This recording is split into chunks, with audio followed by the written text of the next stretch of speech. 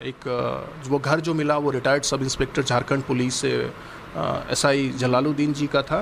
और दूसरे व्यक्ति जो मिले मिस्टर अतहर परवेज, जो सिमी के एक्टिव मेंबर रहे हैं, जो उन्होंने खुद कन्फेस किया कि वो सिमी के जितने भी बिहार से कनेक्टेड लोग हैं उनके बेलर्स रहे हैं और पिछले 2 सालों से वो एसडीपीआई और पीएफआई के जनरल सेक्रेटरी थे।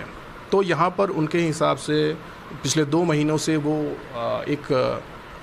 ये एक्टिविटी चला रहे थे जिसमें कोई बैनर पोस्टर नहीं था और वहाँ बहुत दूसरे राज्यों से लोग आकर के ट्रेनिंग देते थे, ट्रेनिंग लेते थे। तो ये ट्रेनिंग कहाँ से लोग आ रहे थे यहाँ पर ट्रेनिंग लेने के लिए? ऐसी कोई जानकारी, कागजात आप लोगों को मिला? हम लोग के पास जो एविडेंस है उसके हिसाब से तमिलनाडु, केरला और झारखंड और वेस्ट बंगाल से हैं और बिहार के भी बहुत सारे डिस्ट्रिक्ट से लोग हैं जिनके बारे में हम लोग पता कर रहे हैं।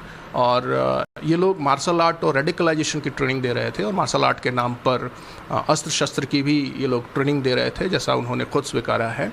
और उसके बाद 6 और 7 जुलाई को, लेटेस्ट 6 जुलाई और 7 जुलाई को यहाँ पर मार्शल आर्ट के नाम पर केरला से और तमिलनाडु से लोगों ने आकर के ट्रेनिंग दी।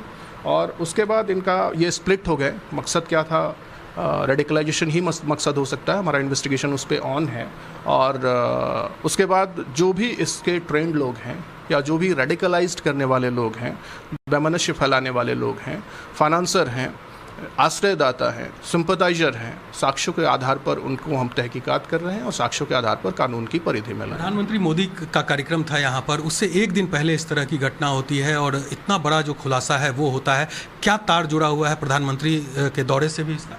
नहीं, अभी हमारा अनुसंधान बहुत ही नेसेंट स्टेज में है, प्रारंभिक अवस्था में है, इसलिए अभी इस पर कमेंट करना ठीक नहीं होगा। हमारा अनुसंधान जैसे ही आगे बढ़ेगा, अनुसंधान में जो तथ्य आएंगे उसी तथ्य के आधार पर हम कंक्लूड करेंगे। ये भी जानकारी मिल रही है कि एयरपोर्ट के आसपास भी कुछ तार और इस तरह की चीज़ें हैं जिससे कि हो सकता है कि धमाका करने की भी कोशिश हो।